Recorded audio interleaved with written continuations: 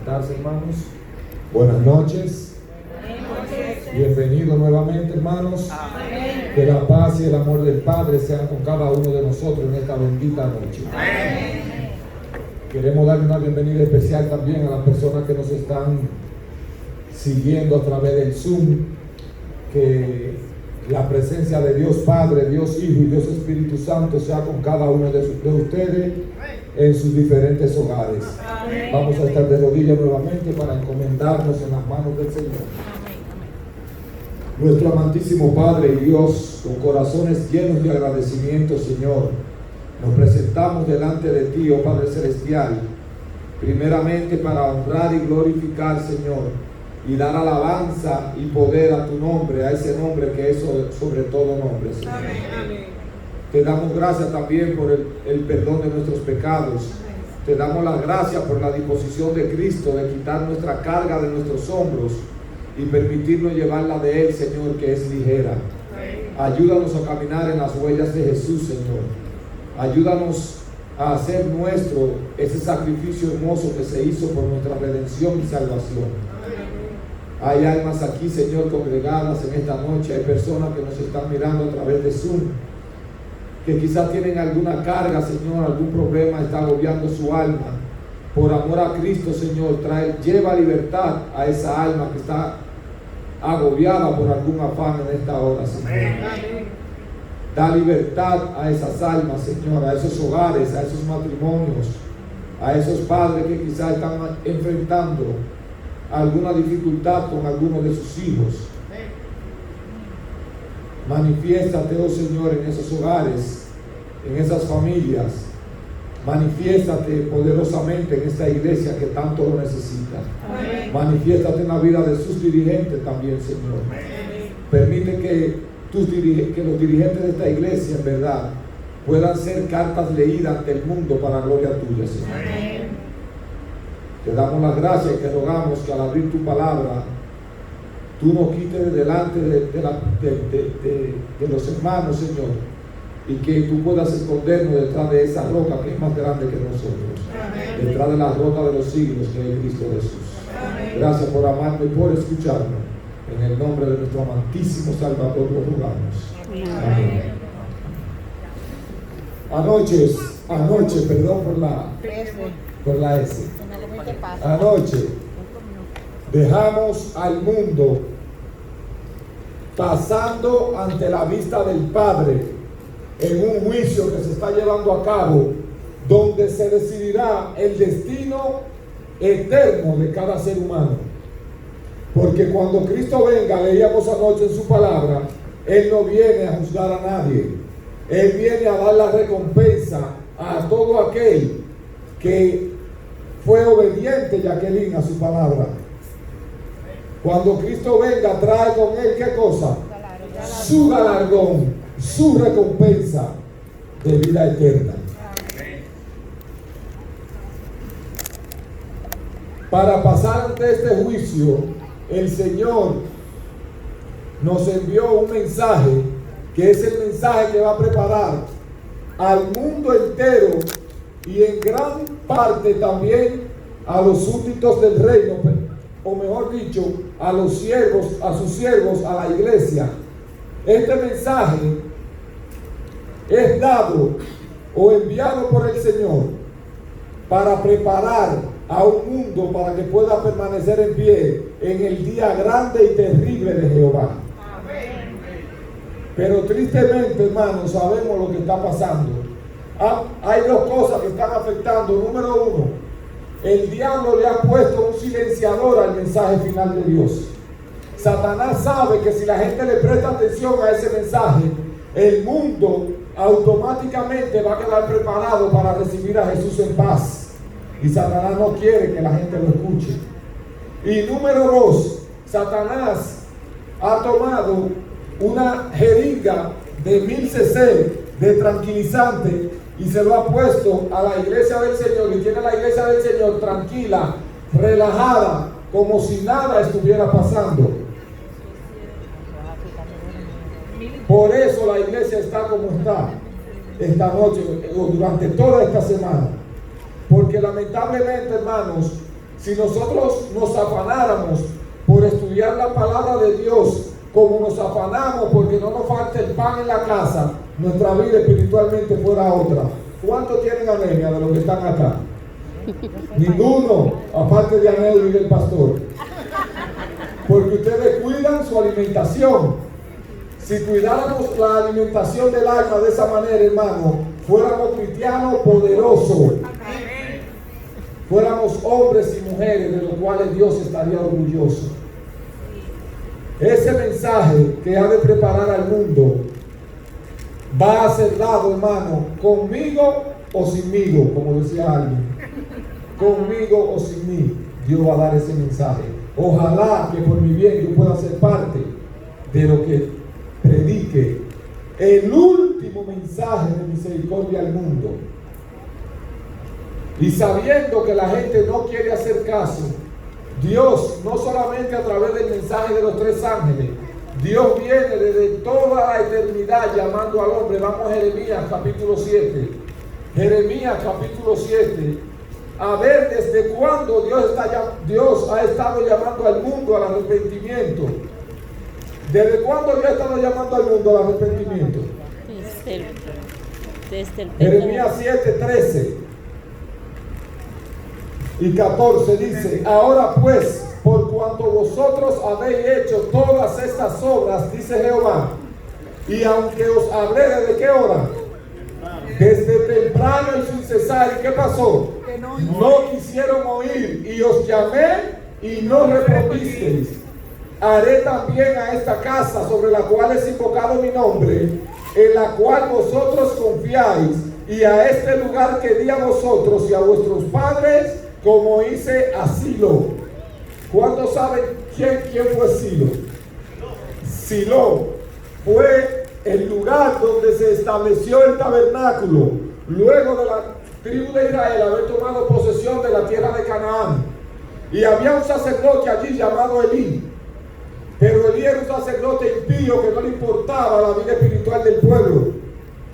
Elí era un sacerdote que no le interesaba más que pararse delante de Israel con el pecho inflado como una paloma y decir: yo soy el sumo sacerdote. Y el pueblo muerto en delitos y pecados. Y era tan terrible la condición de Elí que el Señor empezó a hablarle a través de sus mensajeros. Incluso ángeles fueron donde Elí, porque los hijos de Elí eran tan impíos que dentro del tabernáculo metían mujeres prostitutas y se acostaban con ellas, y Elí lo sabía. Y Dios se le manifestó a través de un niño de 12 años llamado Samuel. Y Dios llamó a Samuel y le dijo: dile a Elí, gracias, hermano, dile a Elí que voy a hacer algo en Israel que al que lo escuche le retenirán los oídos. Y fue tan terrible lo que Dios hizo, para hacerle una larga historia corta, que el pueblo entró en guerra con los filisteos. Elí estaba sentado sobre un muro en Silo, sobre un muro que había alrededor del tabernáculo, y Samuel estaba con él, y de repente llegó un mensajero de la guerra. Y cuando Elí lo vio, Elí preguntó: ¿qué ha pasado? Han caído 35,000 de Israel. Elí lo vio tranquilo. Y mis hijos, Ofni y Finés, los sacerdotes que ministraban en el santuario con Elí, y mis hijos, tus hijos murieron. Elí le dolió, mis hijos, Ofni, Finés, le dolió. Pero cuando el mensajero le dijo, un guerrero de Israel que pudo escapar, le dijo: pero eso no es nada, Elí. Lo más fuerte de eso es que los filisteos mataron a tus hijos y se llevaron el arca. Fue tan terrible la sorpresa para Elí, porque Elí sabía que en el arca, aunque no era Dios, era donde la presencia de Dios se manifestaba. Fue tan terrible la sorpresa que Elí se llevó, que se fue para traer a un hombre pesado, dice la Biblia, y gordo. Cayó y se renucó y se mató. Se perdió Elí, el sumo sacerdote del pueblo. Se perdió el pueblo y se perdieron sus hijos. De esos 35,000 nada más, él iba a tener que darle cuenta de la sangre de esos 35,000 hombres a Jehová. Elí va a tener que darle cuenta por la sangre de sus dos hijos a Jehová. Yo quiero hacerme eco de la palabra de Pablo en Hechos capítulo 20. Vamos a leer antes de volver a... No pierdan a Jeremías. Hechos capítulo 20.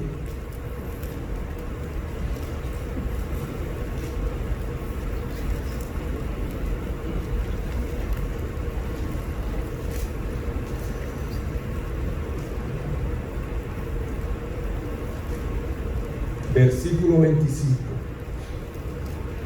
Yo quiero que lo tengan, todos los que están buscando la Biblia, cuando lo tengan, digan amén. Amén. Amén, porque yo quiero que lo lean. Aunque nos quede el día de hoy y todavía el de mañana. El de mañana y el de pasado. Dice: y ahora he aquí, yo sé que ninguno de vosotros, y ahora he aquí, yo sé que ninguno de todos vosotros, entre quienes he pasado predicando, ¿qué cosa? Lo que hemos predicado esta semana, ¿qué ha sido? ¿Cuentos o la Biblia? La Biblia. Yo sé que ninguno de todos vosotros, entre quienes he pasado predicando el reino de Dios, verá más mi rostro, dijo Pablo. Por tanto, yo le protesto en el día de hoy que estoy limpio de la sangre de todos ustedes, porque no he rehuido anunciaros todo el consejo de Dios. Hermano, les voy a ser honesto. Soy una gente que me gusta mantener mi cosa privada bien privada. Cuando me llamó mi madre y me habló de la campaña, yo le dije, claro, para Haití que me llaman, yo me vuelvo que es el evangelio. Yo estaba sin trabajo en un momento. Desde que me llamaron para la campaña, me empezaron a llamar de trabajo. Amén. Sí, hermano. Entonces testigo. Yo le dije un día a Jehová en el 2006, yo quiero que tú me enseñes a vivir de toda palabra que salga de tu boca.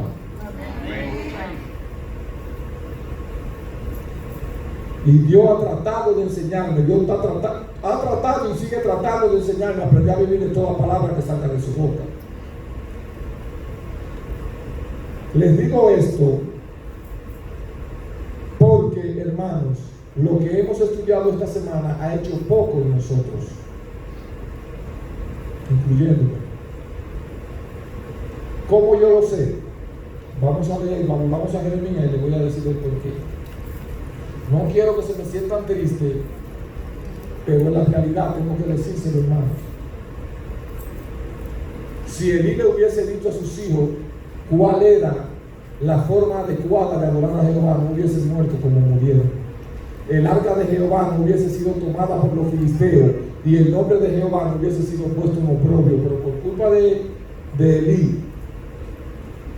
Elí no decirle a sus hijos lo que debía decirle y hacer con el pueblo lo que tenía que hacer, sino que solamente le interesaba ser visto como el supremo de la nación, el hombre que estaba delante de Jehová.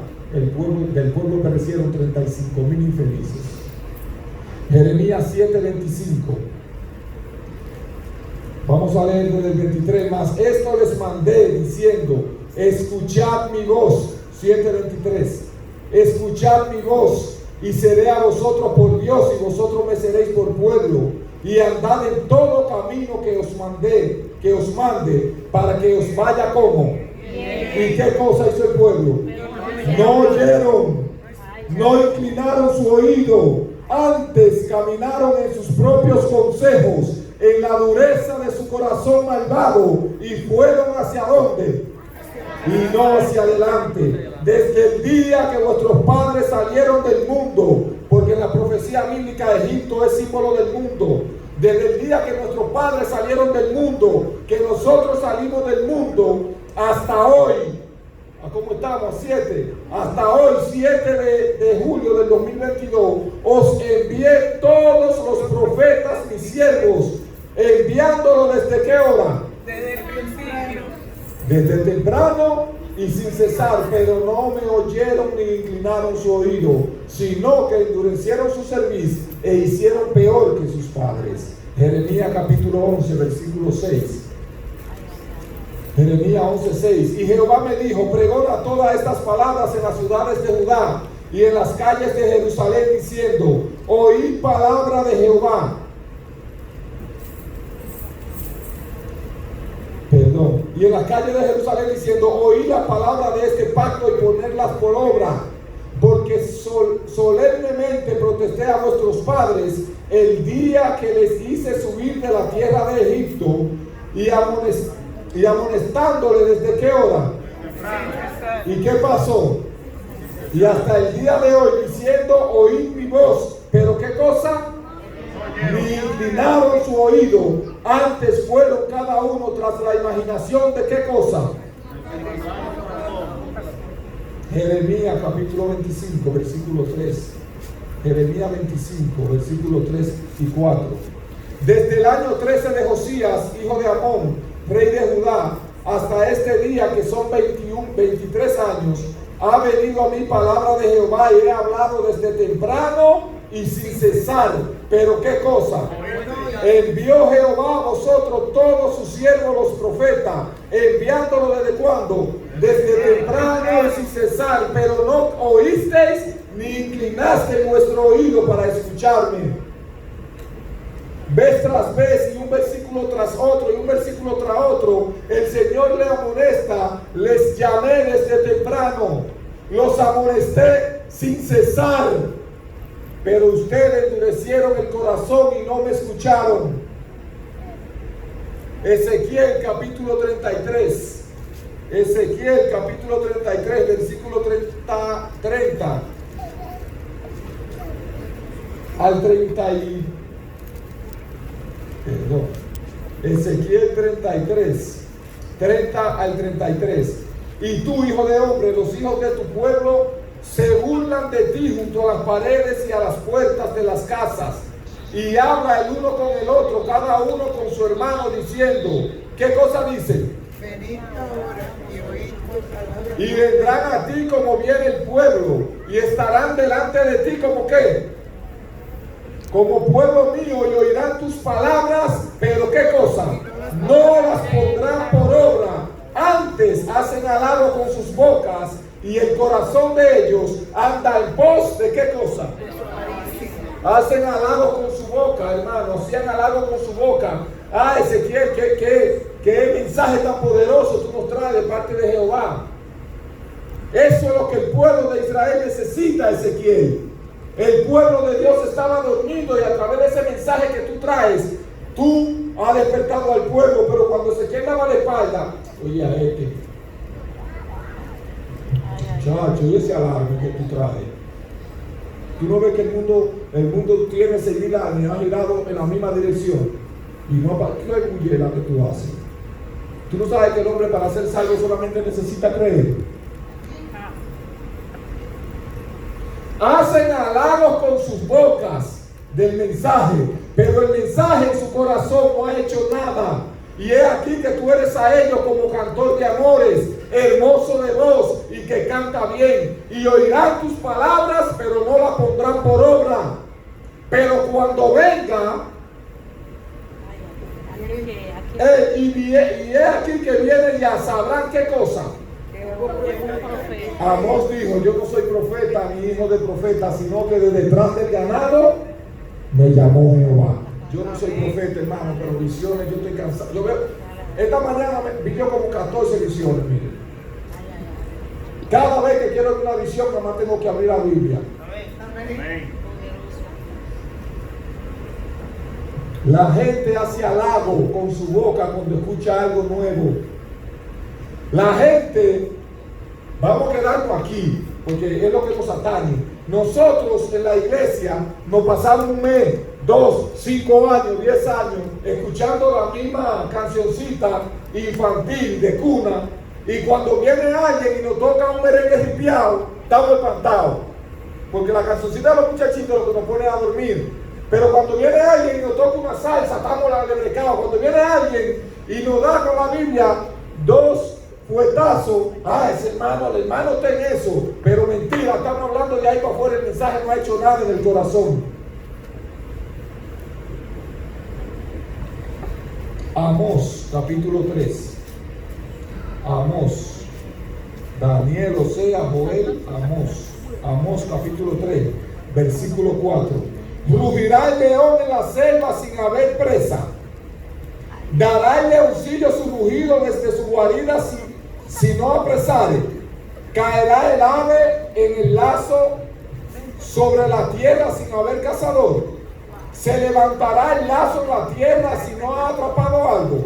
Se tocará trompeta en la ciudad y no se alborotará el pueblo.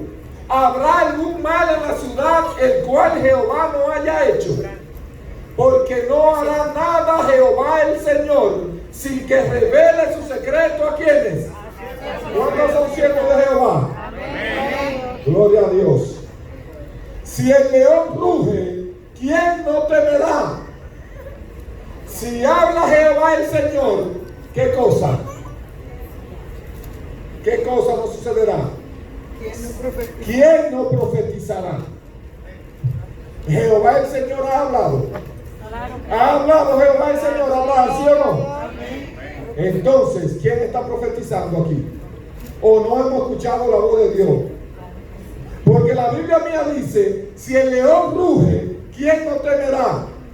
Si Jehová habla, el Señor habla, ¿quién no profetizará? ¿Cuál de nosotros está profetizando? No tenemos que montarnos como hacen en algunas religiones. Para profetizar nada más tenemos que abrir la palabra de Dios. Amén. Para profetizar solamente tenemos que hacer lo que hizo Ezequiel. Vino a mí palabra de Jehová y profeticé sobre el valle de huesos secos. Amén. Sofonías, capítulo 1. Nahum, Habacuc, Sofonías, Jonás, Miqueas, Nahum, Habacuc y Sofonías. Sofonías, capítulo 1. Sofonías, capítulo 1. Cercano está, ¿qué cosa? Leo, Jacqueline. Sofonías 1:14. Cercano está el día grande de Jehová, cercano y muy próximo. Es amarga la voz del día de Jehová. Gritará allí al valiente.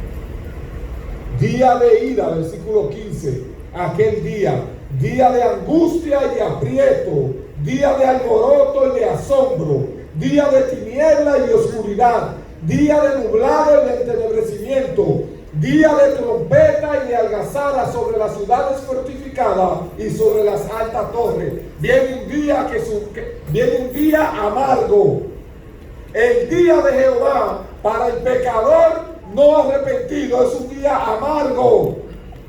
El día de Jehová para su pueblo, si no está consagrado, será un día de oscuridad, de alboroto, de sonido de trompeta. Yo le preguntaba a mi mamá, a mi esposa hoy, ¿qué estarán haciendo ustedes dos el día antes del fin del mundo? ¿Qué va a estar haciendo tú, Jacqueline, cuando llegue el fin, el día antes de que el mundo se acabe, de que se cierre la gracia? Mateo capítulo 24. Mateo capítulo 24. Y le quisimos dar por título al tema de esta noche: ¿qué harás cuando llegue el fin? ¿Qué estaremos haciendo cuando llegue el fin, hermano Julio? El día antes del cierre de la puerta de la gracia, ¿qué estaremos haciendo? ¿Qué estaremos haciendo, Adán, el día antes de que se cierre la gracia? Jesús dijo en Mateo capítulo 24 que estaremos haciendo exactamente lo mismo que si por ejemplo, no sabemos el día, pero imaginémonos que termina Jesús esta noche de juiciar a los muertos y mañana inicia el juicio de los vivos. ¿Qué estamos haciendo nosotros? ¿Qué estuvimos haciendo durante todo el día? ¿Cuántas veces oramos? ¿Cuántas veces tomamos la Biblia en la mano? Tenemos teléfonos inteligentes todos.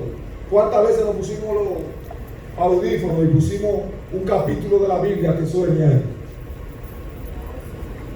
¿Qué estaremos haciendo el día antes del fin del mundo?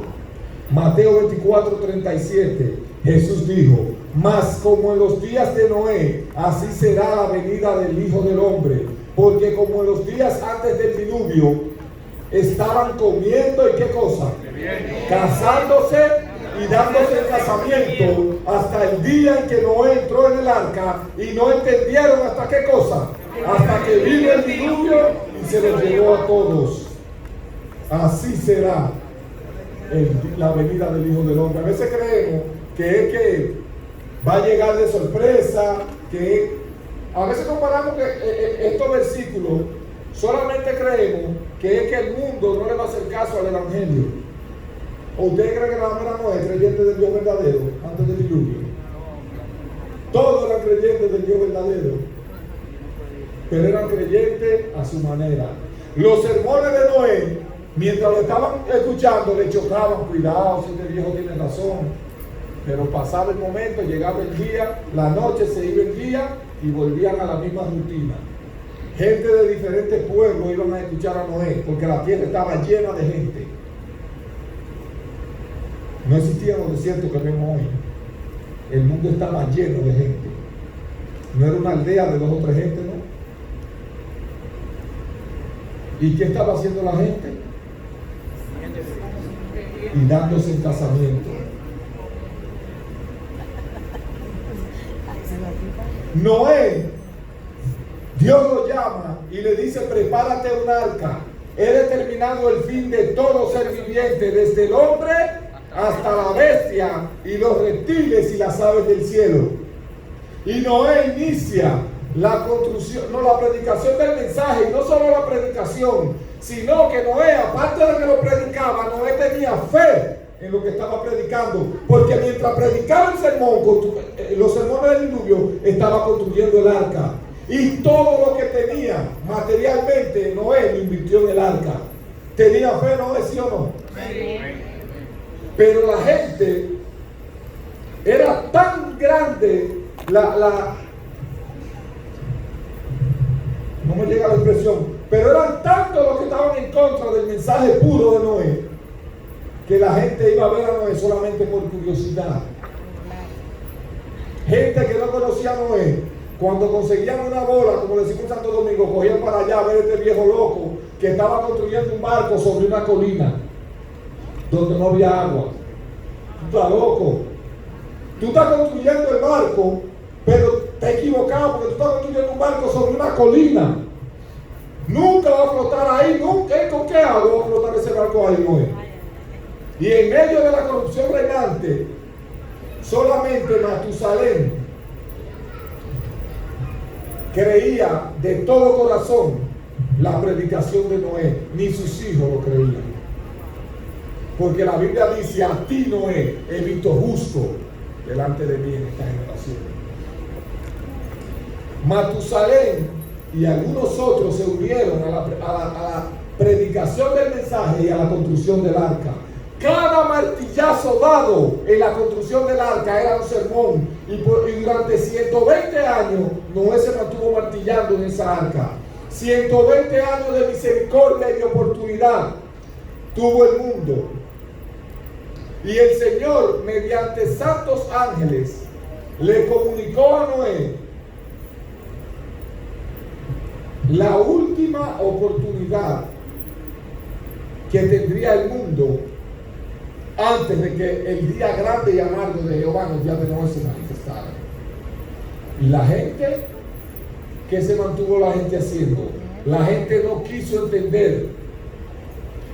Por la fe, Noé, cuando fue advertido por Dios acerca de cosas que aún no se veían, con temor preparó el arca en que su familia se salvase. Hebreos capítulo 11, versículo 7. Mientras Noé daba al mundo su mensaje de amonestación, sus obras demostraban su sinceridad. Así se perfeccionó y manifestó su fe. ¿Cómo se perfeccionó Noé? Noé, mientras predicaba el sermón, construía el arca. Mientras nosotros predicamos al mundo el día grande y terrible de Jehová, nuestras obras, nuestra conversación, nuestro estilo de vida, nuestra forma de vestir, de comer, la música que escuchamos, lo que vemos, tiene que dar testimonio de que creemos el mensaje que estamos predicando. Porque de nada sirve ni vale que yo esté diciendo con la boca una cosa y con mis obras otra. Estoy peor que los impíos. A medida que el pecado se generalizaba, les parecía cada vez menos grave la cosa que veían a la gente. Terminaron por declarar que el mensaje de Noé era un engaño. Terminaron por creer y creer sinceramente que el Dios de la naturaleza estaba sujeto a la naturaleza, que la naturaleza no podía variar su curso, que los mares no podían salirse del límite que Dios había establecido. Los ríos por siglos habían corrido en una sola dirección y era contrario a Dios hacer que eso cambiara. Arguían ellos o pensaban ellos. Y así las multitudes creyeron lo que los filósofos, teólogos y científicos de su época le decían, más bien que lo que Noé predicaba. A pesar del mensaje de Noé, ir acompañado de todo el poder del cielo, la gente decidió creer lo que los hombres de ciencia y de sabiduría de su época le decían. El mundo antediluviano razonaba que Dios no podía cambiar sus leyes y que habían sido establecidas por Él y que no podían ser, que no podía el Señor desviarse de ella. Hasta entonces, hermano, ¿cuántas veces había llovido antes del diluvio? Nunca había llovido. La tierra había sido regada por un rocío que subía de la tierra. Nunca se había nublado, nunca los hombres habían visto una nube gris. Nunca los hombres habían escuchado un trueno ni un relámpago. Y la gente continuó en su vida, en las cosas habituales, en su diario vivir, como si no estuviera pasando nada. Noé, Matusalén, los hijos de Matusalén, las esposas de los hijos de Noé y la esposa de Noé, llamando a la gente a la atención de a lo que estaba pasando, y la gente, bien, gracias. Pero de repente amaneció. Noé se levanta y empieza a trabajar en el arca, y empezaron a llegar las multitudes a la iglesia de Noé. Esa era su iglesia, el arca, donde estaba construyendo el arca. Yo me imagino que llegaban gente con casitas de campaña, hacían fogones, cocinaban ahí y se sentaban a mirar la comedia y la película que era lo que Noé estaba haciendo para ellos. Matusalén, que su nombre ellos lo tenían claro, significaba: mi muerte traerá el juicio, o con mi muerte vendrá. ¿Cómo tú te llamas? Con mi muerte vendrá. ¿Cómo así? ¿Que vendrá qué? Matusalén aprovechaba y le decía: ustedes no escucharon el mensaje de mi padre, no, que el Señor vendría con su santa decena de millares de ángeles para hacer su obra o ejecutar juicio sobre todos los impíos por sus obras impías que habían hecho. Eso vendrá con mi muerte. De repente ese día no venga Matusalén.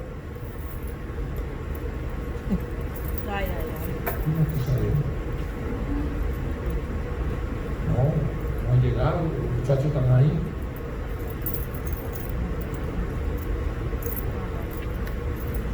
Empezaron a buscar a Matusalén, llegan a la casa de Matusalén acostado. Se van, al otro día llegan, no encuentran a los hijos de Matusalén y a Matusalén. Al tercer día llegan, no ven a los hijos de Matusalén. Cuando van por donde vivía Matusalén, de repente le dicen: muchachos, pero ayer, luego del velorio de Matusalén, ¿el velorio? Sí. Luego de sepultar a Matusalén, ¿y dónde está el sitio? ¿Y los hijos? No, él tenía 3 hijos, pero ya estaba muy avanzado de edad y no soportaron ver a su papá morir así, y le dio un infarto fulminante a los 3. ¿Cómo así? Cogieron para la iglesia otra vez. Cuando llegaron, Noé está trabajando como si nada. Todo el mundo cree que Noé va a estar dolido porque Matusalén murió y le va a hacer duelo ese día y no se va a trabajar en el arca, pero Matusalén sí. Noé continuó trabajando como si nada hubiese pasado, porque Noé sabía que era día lo que faltaba. La última señal de parte de Dios para que la gente huyera al arca era que Matusalén muriera, porque Matusalén era la profecía de la época.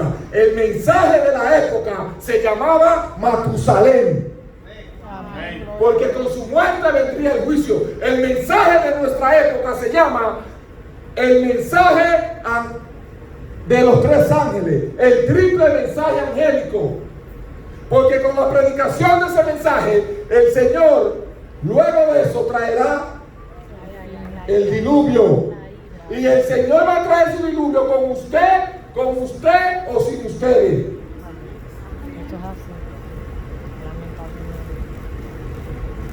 Vamos a seguir diciéndole a la iglesia lo mismo. Vamos a seguir diciéndole a la comunidad de Capaza lo mismo. Jesús te ama. Jesús murió por ti. Cree y serás salvo. ¿Ustedes creen en Dios? Era el mensaje de Noé. Sí. ¿Ustedes creen? Pues entren al arca, porque si no entran al arca, aunque crean, se perdieron. ¿Sí o no? ¿Era duro el mensaje de Noé? No, era la realidad de la verdad de Dios. Amanece el día. Llegan las multitudes como nunca antes se había juntado alrededor del arca. Se había juntado todo el planeta ese día de una manera extraña alrededor del arca. Mientras la gente está preparando desayuno con sus fogones encendidos, algunos buscando agua en los ríos, Noé ya no está martillando en el arca. La gente lo mira extraño, se paró. Hoy Noé lo cogió de reposo el día, sin saber que ya se había concluido la construcción del arca. De repente la multitud termina de sus quehaceres y empiezan en sus orgías y en sus bailes y en sus cosas alrededor del arca para no aburrirse, y de repente el estruendo y el estrépito de la música de su época fue silenciado de manera extraña, porque empezaron a mirar que de la foresta y de la montaña venían saliendo los animales de 2 en 2 en perfecto orden, leones alrededor de chivo y de vaca, y no lo atacaban. Osos alrededor de corderitos y ni lo miraban. El oso alrededor, al lado de la osa, el león al lado de la leona. Y caminaban en perfecto orden, llegaron frente al barco, subieron por la rampa del barco y entraron al arca. La gente se sorprendió. El mundo miraba asombrado, maravillado.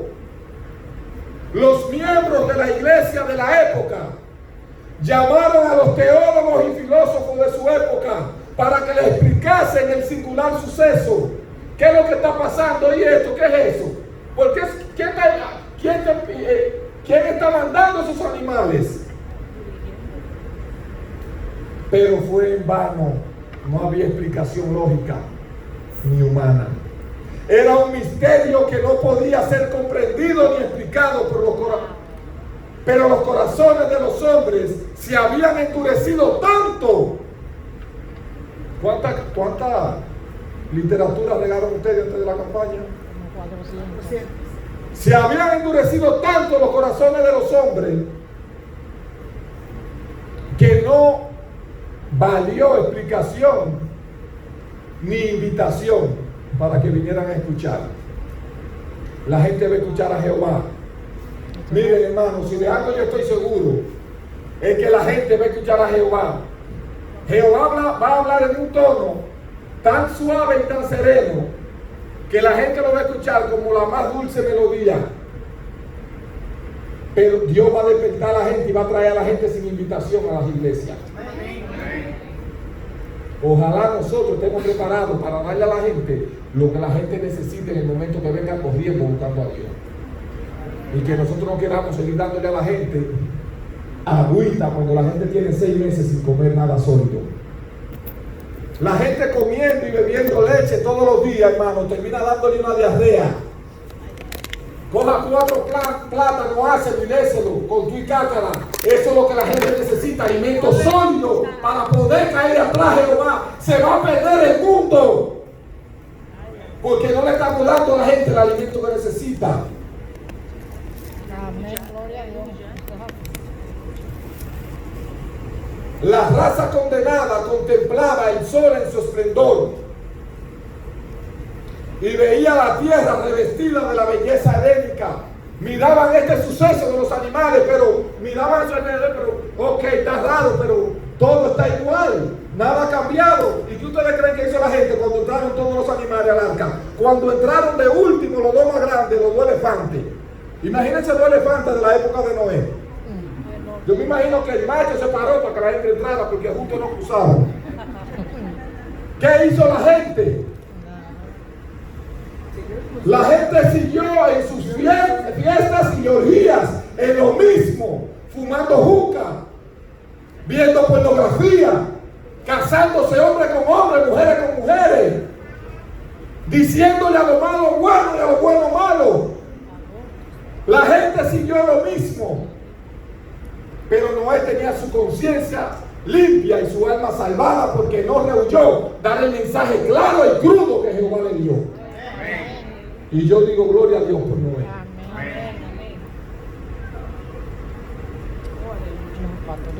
Las advertencias de Noé habían sido rechazadas por el mundo, pero su influencia ejerció un ejemplo que había sido una bendición para su familia. Por su obediencia, su familia entera se salvó. Amén. Sus hijos, las esposas de sus hijos y su esposa fueron salvas con él en el arca solamente por su obediencia a Jehová. Amén. Es la promesa para nosotros. Si nos ponemos delante del Señor, si somos fieles a Dios, no importa donde nuestra familia esté, no importa donde nuestros hijos estén, el Señor nos va a traer a los pies de Cristo. Pero tenemos que ser fieles no solamente a la oración, no solamente a nuestro miserable diezmo y ofrenda, sino fieles al cometido de la palabra de Dios. Fieles a ese mensaje que Dios nos ha dado. Fieles a que tenemos que decirle a la gente que viene un día amargo, un día oscuro, un día donde la gente va a rogar por misericordia y no la hallará. Y para que la gente escape de eso, tenemos que coger la Biblia y decírselo a la gente. Pero la mayoría, hermanos, se lo digo con dolor y amor, de nosotros no nos sabemos ni los 10 mandamientos. ¿O es mentira? La mayoría de nosotros no nos sabemos ni los 10 mandamientos de la ley de Dios y somos adventistas del 7º día. ¿Cómo esperamos verle la cara a Dios? ¿Qué estaremos haciendo cuando llegue el fin? ¿Qué estaremos haciendo cuando llegue el fin, hermano?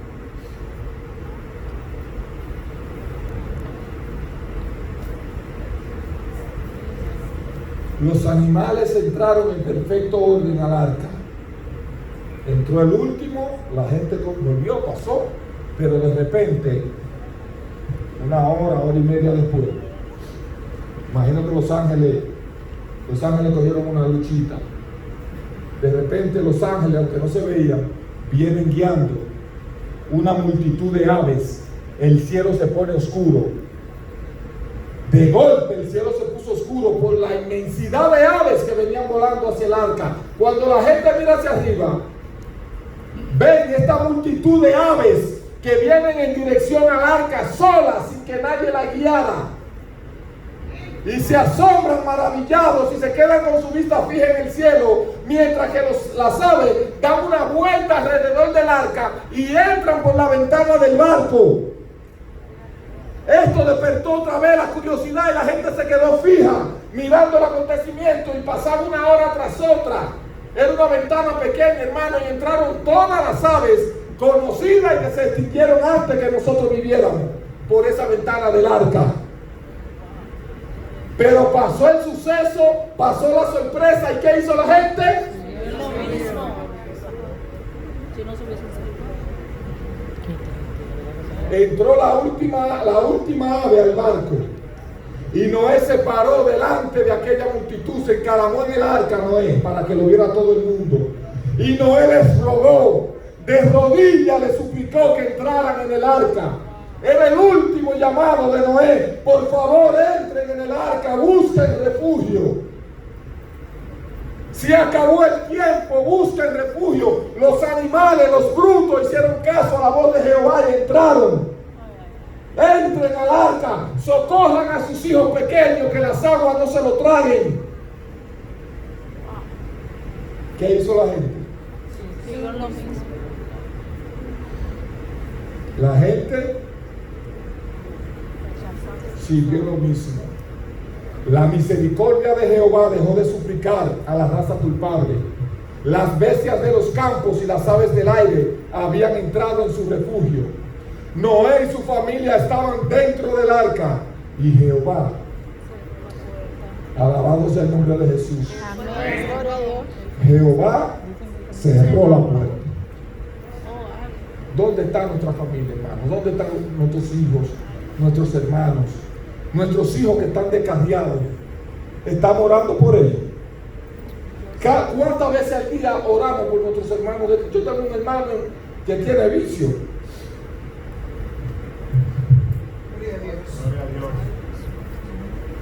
Y aún en mi momento más difícil dentro del evangelio, Dios lo sabe, no dejo de orar por mi hermano.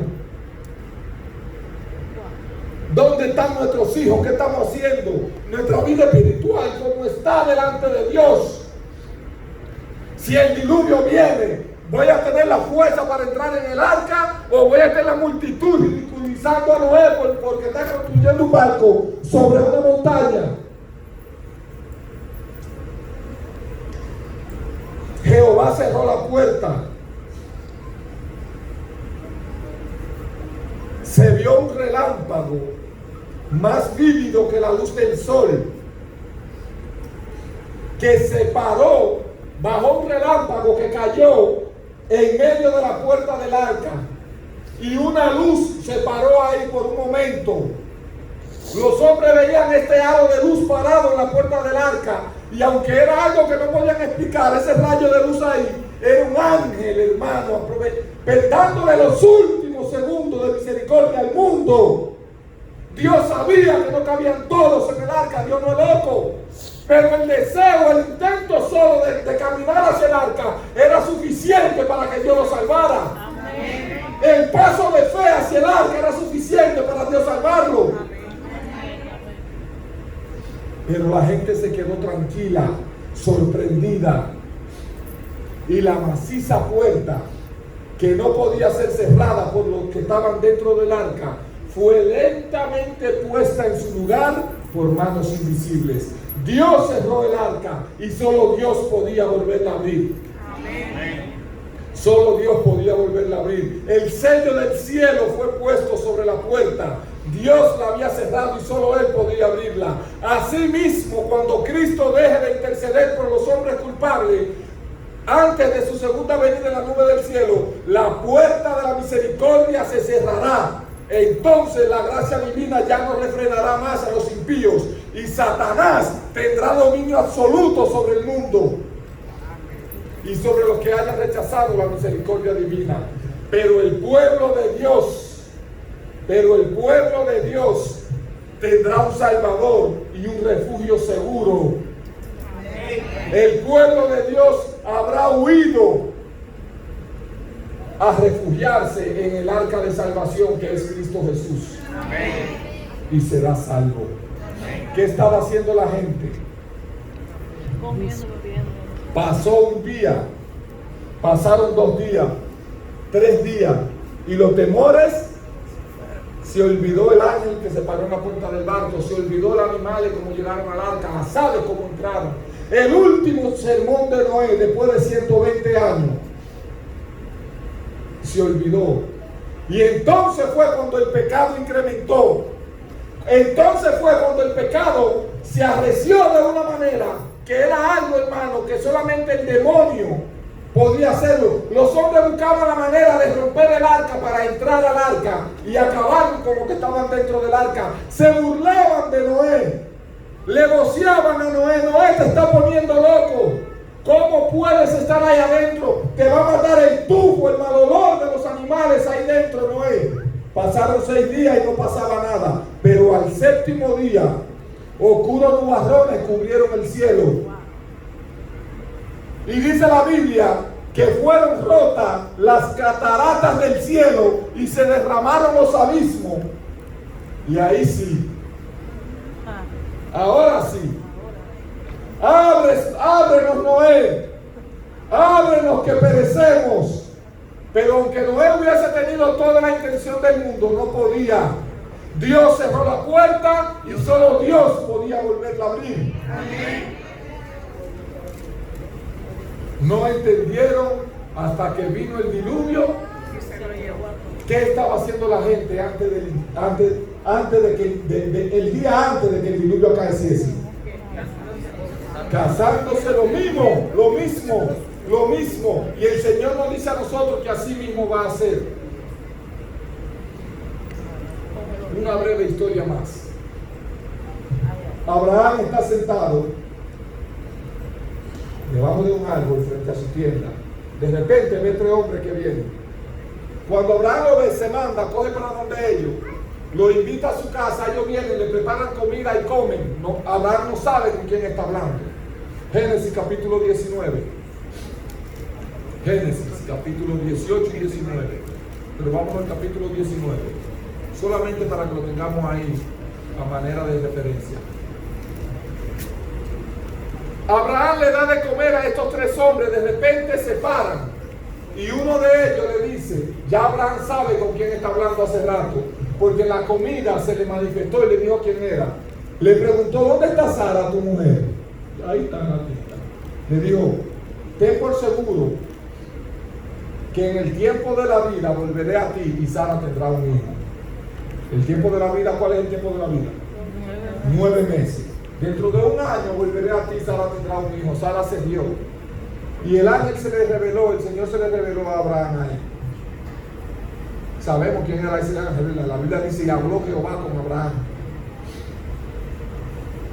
Abraham se para con los 3 hombres y 2 de ellos siguen su camino. Y se queda Abraham en presencia de ¿quién? En presencia de Jehová. Dice el versículo 1 del capítulo 18: después le apareció Jehová en el encinar de Mamre, estando él sentado a la puerta de su tienda. Abraham se queda hablando con Jehová y Jehová le dice a Abraham: ¿encubriré yo a Abraham lo que voy a hacer, siendo que Abraham es fiel en toda su casa? Si Jehová descendiera esta noche y fuera a hablar con nosotros, diría lo mismo de nosotros. ¿Cuántos de nosotros estamos siendo fieles a Jehová?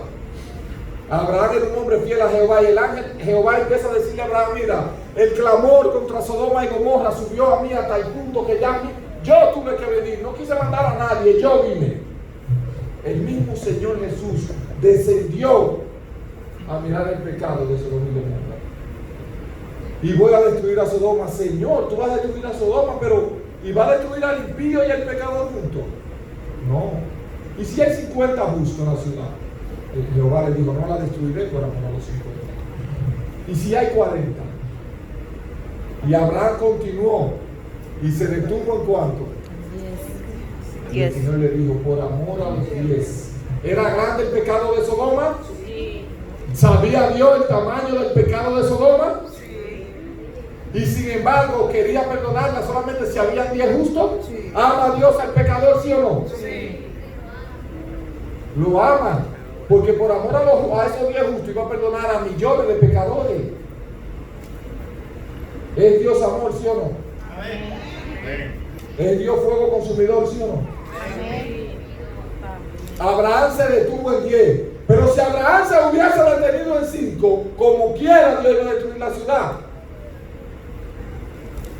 Llegaron los ángeles a Sodoma, llegan a la plaza de Sodoma. ¿Cómo se llama la plaza grande? Que fuimos. Llegan los ángeles a la plaza de las Américas y se paran ahí.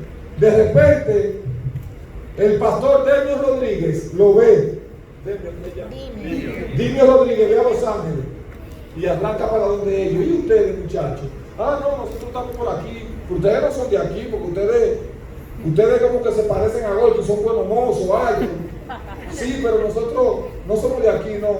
Ah, pero acompáñenme a mi casa para que cenen. No, nosotros nos vamos a quedar aquí en la plaza. ¿En la plaza? En Plaza Las Américas. Ustedes no saben dónde ustedes están. No, nos queremos quedar aquí. Venga, porfía con ellos y se los lleva.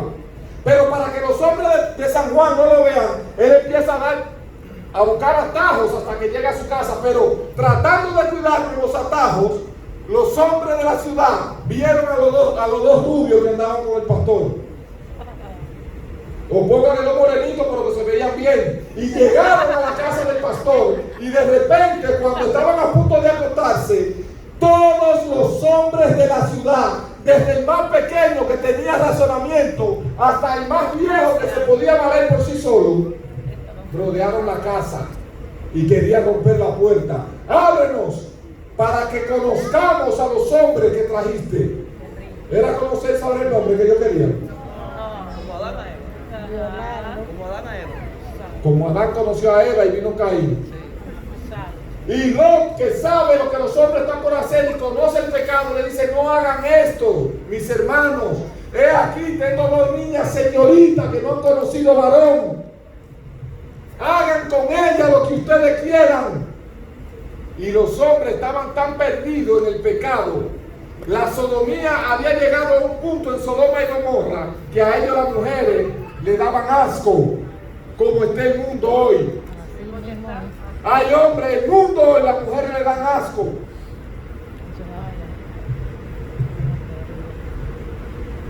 Si Dios no interviene rápido, hermano, Dios va a tener que salvar a todos los sodomitas. Porque estamos, solamente Dios sabe entonces si estaba Sodoma peor que lo que estamos hoy. Solamente el Señor sabe entonces cómo estaban Sodoma y Gomorra, porque si estaban peor que lo que estamos hoy, hermano. Cuando hoy se nos llama a nosotros, nuestro Padre, a que le permitamos a nuestros hijos que elijan el sexo que ellos quieren, cuando nuestros niños están mirando que su papá no es igual que su mamá y que él se parece más a su papá que a su mamá. Si tú quieres que sea como tu mamá, no importa. Y nosotros callados. Y nosotros callados.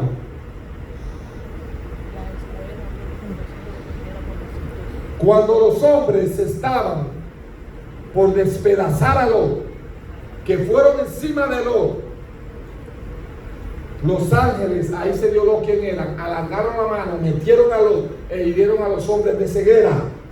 ¿Y qué hicieron los hombres de Sodoma cuando se quedaron ciegos? ¿Qué hicieron?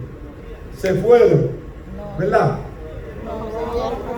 A tientas buscaban la puerta para continuar con el cometido satánico que tenían de entrar a violar los hombres. En vez de salir corriendo viendo la manifiesta señal del poder de Dios, continuaron en su pecado. El Señor nos está enviando a predicar el último mensaje para que el mundo entero se arrepienta. Es para que lo escuchen y no tengan excusa cuando su ira se manifieste. Es para que no haya excusa ante el universo de que Dios lo trató de manera injusta. Es para eso que Dios me está enviando a predicar este mensaje.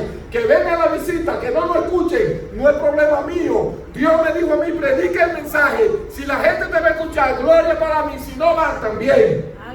Porque tú hiciste lo que yo quiero que tú hagas. Cuando los hombres se fueron, los ángeles le dicen a Lot: ¿tienes aquí alguno más? Saca todo lo que tiene, a todo lo que tiene y escapa. Huye por tu vida. ¿Escapa para dónde? Escapa al monte.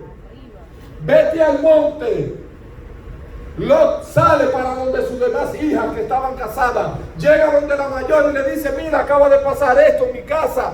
Llegaron dos ángeles, los hombres de Sodoma y Gomorra intentaron hacer esto y esto, y ellos vivieron con ceguera.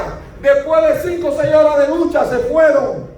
Y me dijeron que viniera a buscarlo para que no vamos, porque Jehová va a destruir la ciudad. Pero le pareció, ¿qué le pareció a los hijos de Lot? A los yernos de Lot. Versículo 14. Génesis 19, 14. Entonces salió Lot y habló a sus yernos, los que habían de tomar a sus hijas, y les dijo: levantaos, salid de este lugar, porque Jehová va a destruir la ciudad. Mas le pareció a ellos como que, ¿qué cosa? que se burlaban. Lot volvió lleno de dolor a su casa, contó su fracaso. Entonces los ángeles le mandaron: levántate, lleva a tu esposa y a tus 2 hijas, abandona la ciudad. Pero Lot se demoraba. Aunque diariamente Lot se afligía por el pecado reinante en Sodoma, Lot no tenía un verdadero concepto del pecado que había. Lot no conocía a profundidad el pecado que había en Sodoma y Gomorra y la depravación que se practicaban en estas ciudades viles. No comprendía la terrible necesidad de que los juicios de Dios la destruyesen. Algunos de sus cercanos se aferraban a Sodoma y su esposa se negaba a marcharse sin ellos. A Lot le parecía insoportable la idea de dejar a los que más quería en la tierra. Le apenaba abandonar su suntuosa morada y la riqueza que había adquirido con el trabajo de toda su vida. Lot era rico, hermanos. Era tanta la hacienda de Lot que tuvieron que separarse a Abraham y él de tantos animales que tenía. Y eso le costó la vida a su esposa y casi le cuesta la vida a él. Cuando los ángeles sacan a Lot de Sodoma y Gomorra, es tanto lo que la esposa de Lot tiene guardado, es tanta su riqueza, que le duele en el corazón tener que irse nada más con la ropa que tiene encima. Tenía el corazón.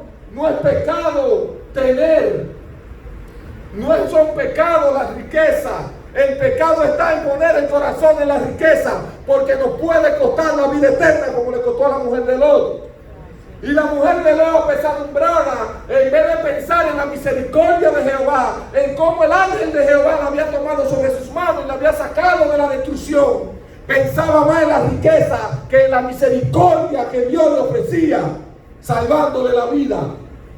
Su vida valía para ella menos que la riqueza que tenía en Sodoma. Y miró hacia atrás y fue víctima del juicio de Jehová. Las riquezas que tenemos, ¿están puestas en la mano de Dios o están guardadas en nuestro corazón? Lo poco que Jehová nos ha dado por su misericordia está puesto para cuando Jehová lo necesite, lo tenemos ahí, o está guardado en nuestro corazón. Porque donde esté nuestra riqueza, ahí estará, donde nuestro corazón estará ahí. Nuestro tesoro no podemos ponerlo en el corazón. Tenemos que ponerlo a los pies del altar de Cristo. Señor, lo que tú me has dado es tuyo. Porque si lo guardamos aquí, hermano, nos vamos a convertir en estatua de sal y vamos a ser víctimas de las llamas. Salió Lot de Sodoma, llegó a Zoar, el día amaneció, subió el sol. ¿Y ustedes creen que en la ciudad de Sodoma habían hombres parados en diferentes esquinas contando que el juicio de Jehová lo había tocado esa noche? Miren, vamos a tener cuidado porque había 2 ángeles en la casa de Lot y nos pasó esto. Arrepintámonos. ¿Lo hicieron? Su última oportunidad de misericordia era haber dejado pasar en paz a esos 2 hombres. Ver esos 2 forasteros y mirar para allá, pero no. Su conducta era una conducta depravada. Su estilo de vida y su carácter era dirigido por el espíritu del diablo, igual que como está el mundo hoy. Y no pudieron soportar la tentación y fueron víctimas del fuego y del azufre. ¿Qué estaba haciendo Sodoma y Gomorra la noche antes de que cayera el fuego y el azufre? Intentando violar a los ángeles de Dios. En orgías y borracheras. ¿Qué estaremos haciendo nosotros cuando llegue el fin? ¿Qué estaremos haciendo cuando la gracia se cierre? ¿Qué estaremos haciendo cuando la gracia se cierre, hermanos? Cuando Jesús salga del santuario y diga, consumado es, el que es injusto sea injusto, el que es sucio siga ensuciándose y el que es santo siga santificándose, ¿dónde estaremos nosotros? ¿Qué estaremos haciendo? Seguiremos escuchando sermones y llamados al arrepentimiento y llamados a entregarnos a Cristo y llamados a bautizarnos. Hermanos, si no nos entregamos a Jesús hoy, cuando Jesús venga no va a haber tiempo. Y si la muerte nos llega antes, En el año 79 de nuestra era, dos ciudades al norte de Italia, Herculano y Pompeya, dos ciudades casi del tamaño de San Juan, las dos juntas, dos ciudades grandes. Enfrente de estas dos ciudades, eran divididas por un río, y de aquel lado del río había una montaña conocida y famosa, se llama el Monte Vesubio. En el año 79 de nuestra era, el monte empezó a sacudirse. Los hombres de Sodoma, los hombres de Herculano y Pompeya tenían el monte como un dios, le ofrecían sacrificio. Si habían dos ciudades hijas del diablo, eran Herculano y Pompeya. Todo giraba en torno al sexo y a la inmoralidad. Era una ciudad en esa época de la más avanzada en cuanto a ingeniería, de construcción y demás.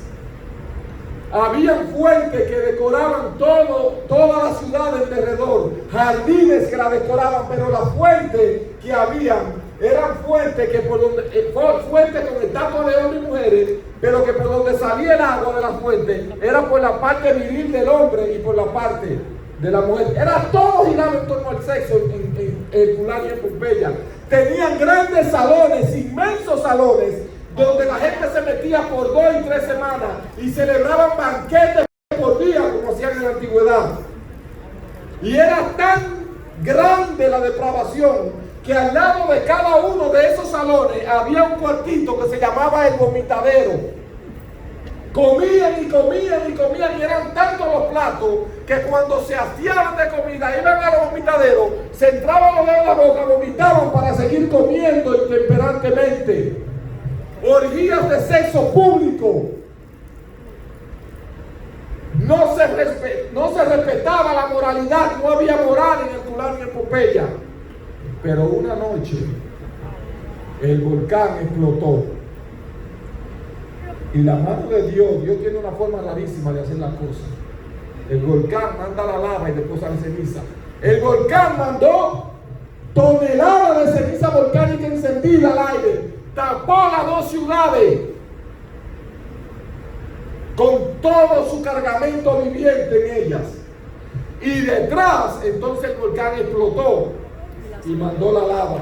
La gente quedó sepultada bajo ceniza volcánica, y sobre la ceniza volcánica Dios puso la lava para que no hubiera manera, para que quedara grabado para la historia. En el siglo XIX, cuando los italianos empezaron a excavar Pompeya, empezaron a notar algunos huecos donde cavaban, empezaron a encontrar algunos huecos con formas.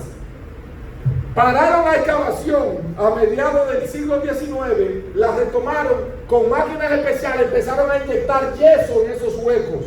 Cuando el yeso se solidificaba, el yeso sólido tomaba la forma de lo que era el hueco. ¿Entienden? Es como una pisada. Usted le echa arcilla a la pisada y va a salir la huella del zapato. Los huecos que quedaban se hacía el yeso, estatuas de gente donde la gente había muerto. Dentro de las estatuas que se encontraron, dentro de esos huecos hay estatuas que llamaban la atención. Hay una donde hay una joven con sus manos aquí en el cuello. Cuando excavaron la ciudad, cuando sacaron la estatua, que pudieron voltearla, como es un material imperecedero, la joven parece que en el calentón buscaba que sus prendas no fueran destruidas por el calor. Sus manos así, lo que tenía agarrado eran las prendas que tenía puesto en ese momento.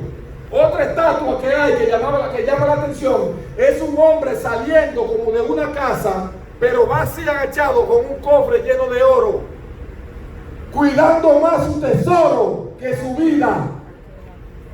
Donde esté nuestro corazón, nuestro tesoro, allí estará nuestro corazón. ¿Qué estaba haciendo la gente de Pompeya y Herculano la noche antes de que estallara el volcán? Lo habitual, lo de costumbre, lo de siempre, lo mismo de todos los días. ¿Qué estaremos haciendo nosotros cuando llegue el fin? ¿Qué estará haciendo el mundo el día antes de la segunda venida de Cristo? Estaremos de rodillas pidiéndole a Dios consagración. Estaremos de rodillas pidiéndole a Dios que quebrante el amor al mundo que hay en nuestros corazones. O estaremos participando de los mismos deseos mundanales que estamos participando todavía hoy. El mundo y sus deseos pasan, pero el que hace la voluntad de Dios, ¿qué cosa? Permanece para siempre. Segunda de Pedro, para que concluyamos.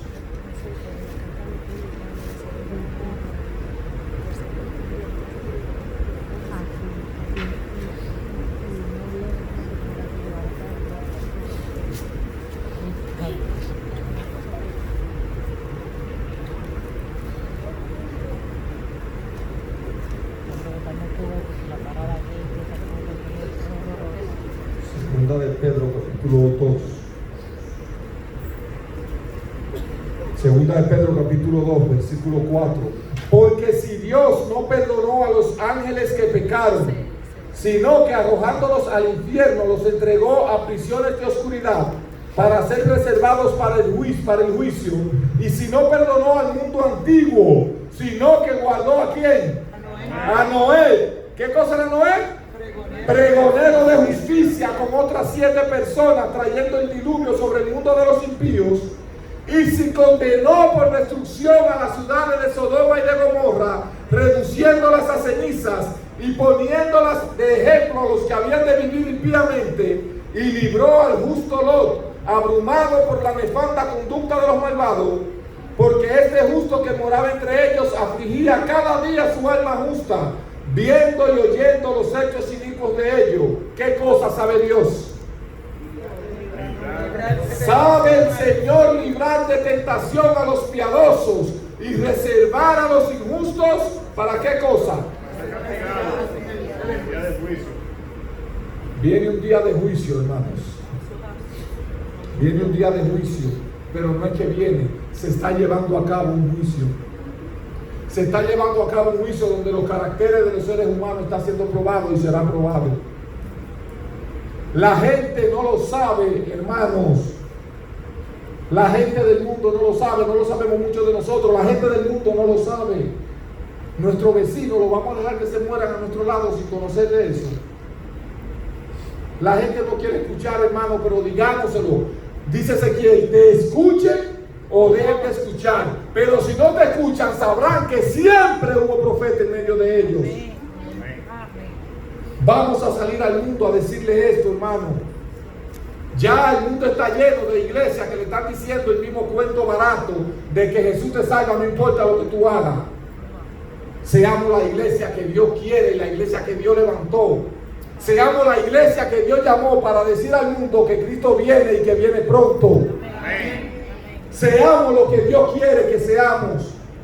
No continuemos en lo mismo, hermano. Ojalá que esta semana que lo que escuchamos en esta semana caiga en buena tierra y dé fruto para la gloria de Dios. Porque el Señor va a hacer la obra con nosotros o sin nosotros, pero el Señor quiere hacerla con nosotros. Queremos nosotros que el Señor la haga a través de nosotros. Yo quiero que yo haga su obra en el mundo a través de mí, sin importarme los resultados. Si la gente me escuchó bien, si no me escuchó también, porque Dios no me está mandando a que me escuchen. Dios me está mandando a dar el mensaje.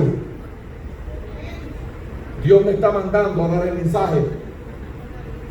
Hermano, día grande viene, por favor.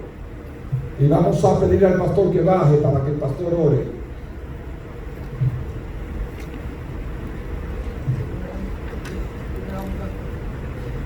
Día grande viene.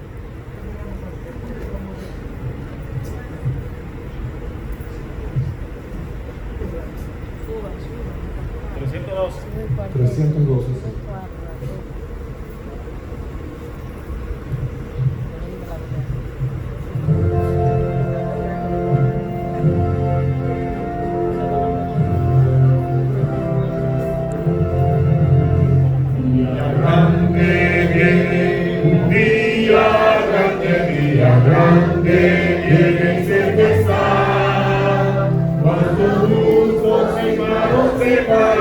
Sí. Hoy van a recibido estás. Gracias Cristo, gracias Cristo, al fallo de la tribunal. Gracias Cristo, al tribunal. La triste viene, un día triste viene cerca está. Cuando y pecadores nosotros pueblo espina, oh hermano recibido está.